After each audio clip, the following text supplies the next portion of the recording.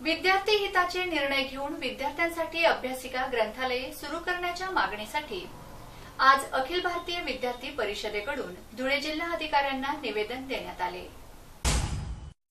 Corona महामारीने संपूर्ण जगात थैमान घातले आहे। कोरोनापासून बचाव करता यावा म्हणून आपल्या देशात टाळेबंदी लागू करण्यात आली होती, परंतु आता कोरोनाचा प्रादुर्भाव आटोक्यात येत असल्याने टप्प्याटप्प्याने बंदी उठवली जात आहे।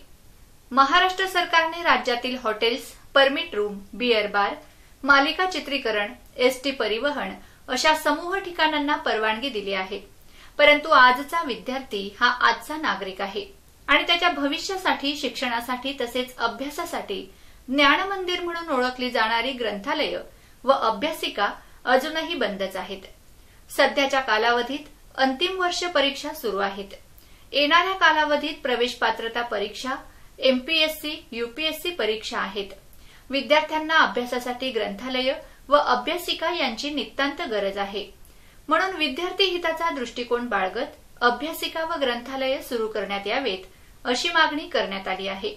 निवेदन देतेवेळी महाराष्ट्र प्रदेश सहमंत्री विराज भामरे, भावेश भदाणे, निशांत शिंदे, आदिनाथ कोठावदे, महेश पाटील, राजेंद्र पाटील, गंगाधर कोलमवार आदी उपस्थित होते। सर्वांना माहिती आहे की कोरोना या विषाणूने संपूर्ण जगात थैमान घातलेले।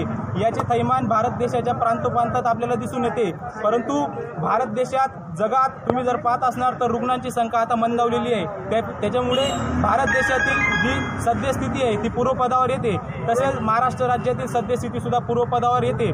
त्यामुळे महाराष्ट्र राज्यातील मुख्यमंत्री यांनी एसटी महामंडळची सेवा असेल, तसेच चित्रकरणाची सेवा असेल, तसेच permit room, beer bar, wine shop यांची सेवा असेल ती पूर्वपदावर त्यांनी सुरू केलेली आहे। त्याच अनुषंगाने माननीय मुख्यमंत्री साहेबांनी महाराष्ट्रातील धुळे जिल्ह्यातील सर्व वाचनालय, ग्रंथालय देखील सुरू केली पाहिजे अशी आबाविपीची मागणी आहे। त्याच अनुषंगाने आज अखिल भारतीय विद्यार्थी परिषदेचे शिष्टमंडळ जिल्हाधिकारी साहेबांना भेटलेले आहे आणि त्यांनी लवकरात लवकर धुळे जिल्ह्यातील ग्रंथालय आणि वाचनालय सुरू करावे अशी त्यांना आम्ही नम्र विनंती केलेली आहे। धन्यवाद।